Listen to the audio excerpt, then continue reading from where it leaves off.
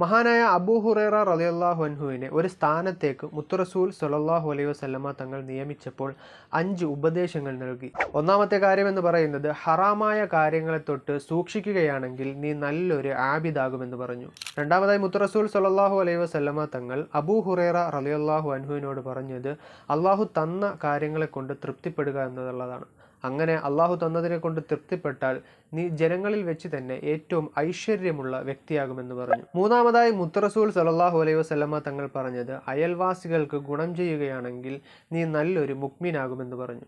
നാലാമതായി മുത്തുറസൂൽ സ്വല്ലല്ലാഹു അലൈഹി വസല്ലമ തങ്ങൾ അബൂ ഹുറൈറ റളിയല്ലാഹു അൻഹു കൊടുത്ത ഉപദേശം എന്ന് പറയുന്നത്, മറ്റുള്ളവർക്ക് വേണ്ടി ജീവിക്കുക എന്നുള്ളതാണ്. മറ്റുള്ളവർ എന്താണോ ഇഷ്ടപ്പെടുന്നത് അത് നീയും ഇഷ്ടപ്പെടുക. അങ്ങനെ മറ്റുള്ളവർക്ക് വേണ്ടി ജീവിക്കുകയാണ് എങ്കിൽ നീ പൂർണ്ണ മുഅ്മിനാകുമെന്ന് പറഞ്ഞു. അഞ്ചാമതായി മുത്തുറസൂൽ സ്വല്ലല്ലാഹു അലൈഹി വസല്ലമ തങ്ങൾ അബൂ ഹുറൈറ റളിയല്ലാഹു അൻഹു കൊടുത്ത ഉപദേശം എന്ന് പറയുന്നത്, പൊട്ടിച്ചിരി വർദ്ധിപ്പിക്കാതിരിക്കുക എന്നുള്ളതാണ്. പൊട്ടിച്ചിരി വർദ്ധിപ്പിക്കുകയാണെങ്കിൽ ഖൽബ് നിർജീവമായി പോകുമെന്ന് മുത്തുറസൂൽ സ്വല്ലല്ലാഹു അലൈഹി വസല്ലമ തങ്ങൾ പറയുകയുണ്ടായി.